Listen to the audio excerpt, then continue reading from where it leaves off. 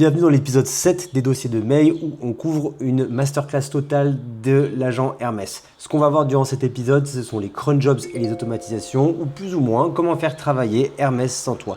Donc le déroulé de l'épisode sera de cette sorte. On va commencer par la présentation et définition des cron jobs, comment ça marche, qu'est-ce qu'il faut faire, comment réfléchir quand tu crées un cron jobs, et à la fin de l'épisode, donc reste bien jusqu'au bout, on va faire une automatisation, un cron jobs qui va être spécifique à des informations de trading. Donc, reste bien jusqu'au bout, fais en sorte de t'abonner et puis si tu veux donner un peu de force, n'oublie pas de commenter. Donc, ce qui se passe, le problème des cron jobs et que beaucoup de personnes font, c'est que tu lances, tu ouvres Hermès, tu donnes un prompt et après il va exécuter donc les tools, le web, le fichier, les browsers et après tu recommences. Donc, même demande chaque jour. Et donc, si tu dois penser à lancer l'agent, ce n'est pas encore automatisé. Donc c'est pour ça qu'il faut réaliser des workflows et c'est pour ça que je dis à chaque fois dans beaucoup de mes vidéos de prendre un papier et te dire ok, quelles sont mes tâches chronophages, qu'est-ce que j'ai besoin que l'agent IA fasse tous les jours pour pas que je le refasse moi et que j'ai pas besoin de perdre du temps chaque jour à faire ça. Typiquement, ça peut être par exemple aller chercher des informations, quelles sont les tendances sur Internet, aller chercher des prix, aller chercher des adresses chaque jour ou en fonction des besoins et en fonction de ton business. Ou peut-être potentiellement aller chercher des prospects. C'est vraiment, tu ne peux pas tout faire en même temps, comme j'ai déjà dit sur l'épisode sur les profils, mais chaque profil a son utilisation. Okay. Automatiser, ça ne veut pas dire spammer le modèle. En fait, le mythe, c'est que tu lances un prompt IA toutes les 5 minutes, alors que la réalité, c'est réveiller l'agent quand ça vaut le coup.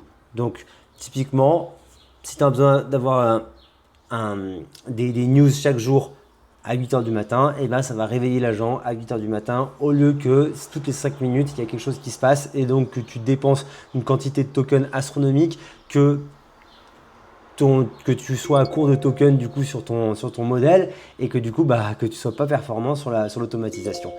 Donc le concept, ce que c'est réellement un cron job Hermès, c'est que tu dois lui donner une mission, ce que l'agent doit faire, tu dois lui donner un timing, donc quand il doit tourner, et une session, donc un agent frais démarre. Et à la fin, tu auras donc le résultat, où est-ce que tu veux l'envoyer, est-ce que tu veux l'envoyer sur Telegram, est-ce que tu veux l'envoyer sur WhatsApp, est-ce que tu veux l'envoyer sur ton Hermès desktop et est-ce que tu veux l'envoyer n'importe où en fait. C'est là où c'est la force, c'est que quand ton agent IA travaille sur ta machine locale, eh bien tu peux le recevoir sur ton téléphone ou n'importe où que tu as envie, même sur ton écran ou si tu es chez toi. Okay.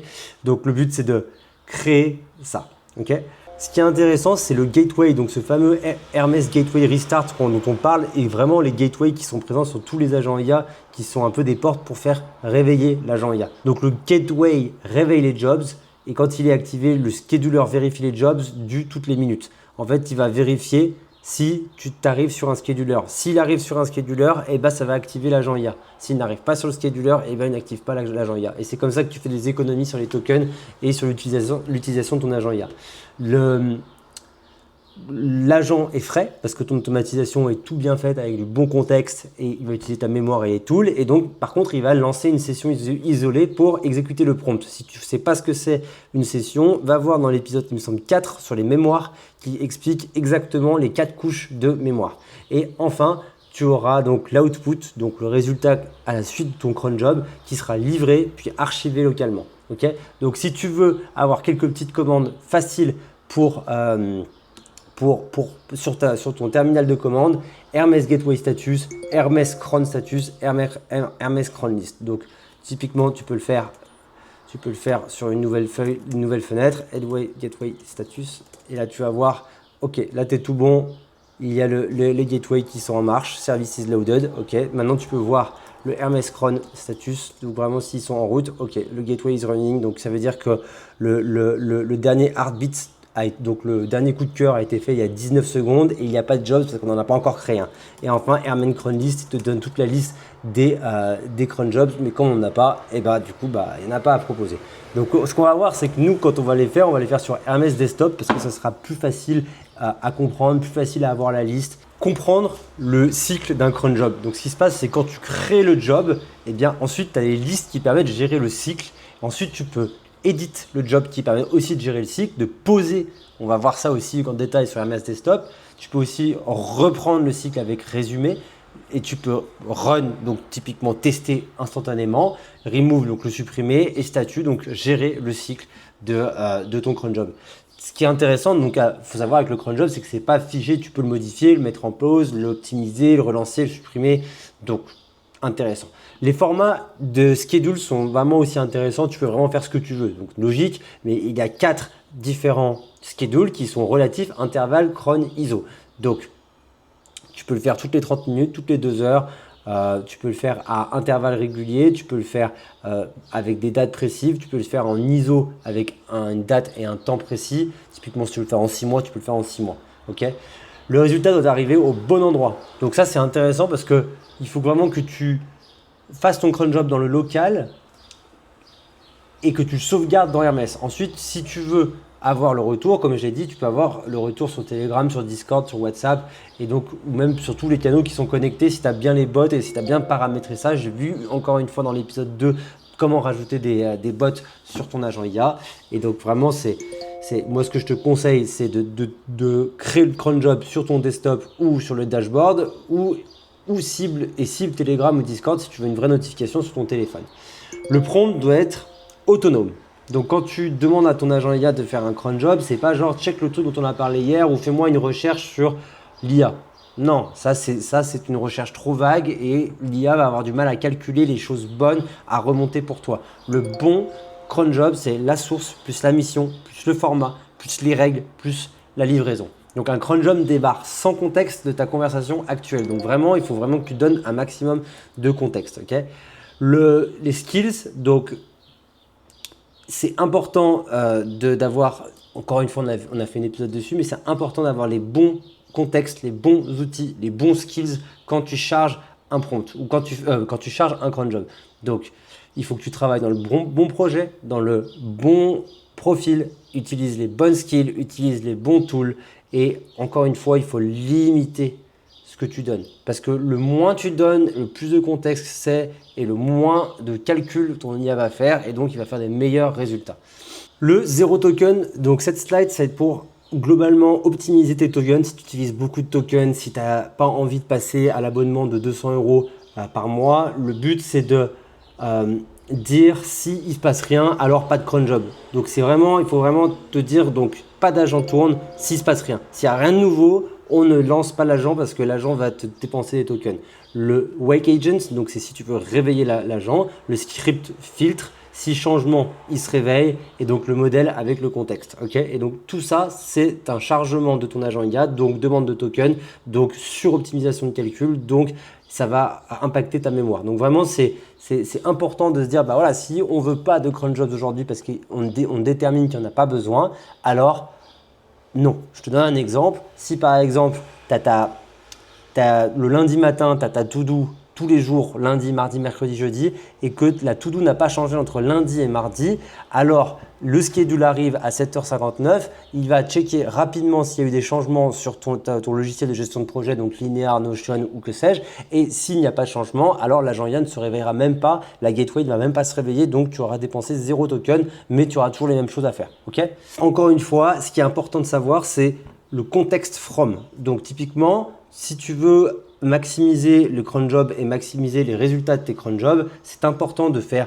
par exemple 3 cron jobs et c'est ce qu'on verra dans l'exemple juste après pour avoir un résultat bien précis et plus efficace. Donc admettons tu veux à 7 heures collecter les données, donc typiquement je te donne l'exemple, donc ton agent va aller collecter des données, ensuite il va les trier et scorer et ensuite il va utiliser ces 2 cron job pour faire un 3e cron job pour te livrer le brief ou livrer le brief à ton équipe. Donc un job peut recevoir la dernière sortie d'un autre job comme contexte. Donc si tu donnes plein de contextes, ensuite tu vas pouvoir optimiser et raffiner donc le résultat que tu vas pouvoir donner à ton équipe ou à toi-même. C'est parti, donc on va faire le job. Je les ai déjà écrits parce que comme ça on ne perdra pas de temps dans la vidéo. Mais ce qui est important, c'est que là ce qu'on veut, c'est d'avoir un brief de la courbe de Solana chaque jour. Donc ce qui est intéressant, c'est de faire 3 jobs. Donc le premier job qui va faire le graphique, qui va chercher la source le prix de Solana et va aller voir toutes les informations, s'il y a du volume, les holders, s'il y a aussi si tu veux aller plus loin, si tu veux checker l'atmosphère sur les réseaux sociaux. Ensuite, tu fais un deuxième job sur l'analyse, la tendance, le niveau, le momentum, le volatilité, support, résistance, Bollinger Bands, etc. Et enfin, en fonction de ces 2 jobs, il va te fournir le brief chaque matin. Okay, donc, ce qui se passe, c'est qu'on va le créer tout de suite. Voici le script de mes cron jobs. Ce qui est intéressant, c'est que moi, je les ai déjà écrits pour qu'ils soient sûrs qu'ils soient bien, pour être sûr qu'on soit bien géré. Ce qui est important, c'est que ce sont les 2 premiers jobs. Donc là, c'est un premier job. Mon premier job, il est en local. Le deuxième job, il est aussi en local. Donc typiquement, si tu veux avoir que ce soit juste un job pour ton agent IA, demande la delivery en local. Okay, donc là, ce qui va se passer, c'est que tu peux soit aller dans Cron et de les faire un par un ici, ou alors tu peux complètement demander à ton agent IA qu'il te le fasse pour toi. Donc je vais ouvrir une nouvelle session, elle est déjà ouverte et je vais donc copier ces 3 jobs et je vais lui dire j'aimerais que tu implémentes ces 3 jobs pour moi. Ce qu'on va faire, c'est qu'on va mettre par contre la livraison sur cette session. Voilà, comme ça, on va pouvoir vous montrer en live dans la vidéo. J'aimerais que tu implémentes ces 3 jobs pour moi. Alors, faisons un. Il y a des séparateurs pour différencier les différents jobs. N'hésite pas à l'améliorer s'il faut. Donc voilà, là je vais copier et je reviens vers toi dès qu'on a le résultat. Donc on a fait les cron jobs et ce qu'on va faire maintenant, c'est qu'on va trigger now et lorsqu'on a trigger now, eh bien on a les résultats qui vont se mettre ici. Alors encore une fois, tu peux le faire sur ton notification et moi je l'aurai tous les matins. Donc ce qui se passe, c'est que j'ai un récap important de ce qui se passe avec la charte de Solana. De Solana, donc on voit les supports, les résistances, on voit le momentum, hop, petite variation récente, on voit qu'il y a des supports à 73, 73, 43, on voit ce qu'il faut sur la volatilité à 7 jours, 30 jours, bref, on a une analyse détaillée de Solana et donc ça te permet de faire des trades à toi-même sans te mentir à toi-même. Donc si je te montre ça, c'est pour vraiment que tu puisses que tu aies moins besoin de faire de la recherche analytique ou de moins de rechercher ou de moins de penser à des choses parce que l'agent IA te le fera à ta place. Ce que nous avons vu durant cet épisode, c'est que automatiser, ce n'est pas spammer. Le cron job permet de faire du planning, qui permet d'avoir des notifications sur ton téléphone et permet de filtrer intelligemment quand utiliser ton agent IA ou pas. Ce qu'on va voir durant le prochain épisode, ce sont comment utiliser des multi-agents dans Hermès. Alors tu vas me dire, oui, mais on l'a déjà fait avec les profils. Non, les multi-agents, c'est ce qu'on voit ici. C'est ce qu'on voit ici et je vais t'expliquer durant les multi-agents qu'est-ce qui va se passer, comment ça marche, pourquoi en invoquer plutôt que d'avoir des profils et comment faire tout ça. Ok, je te dis à tout de suite pour l'épisode 8.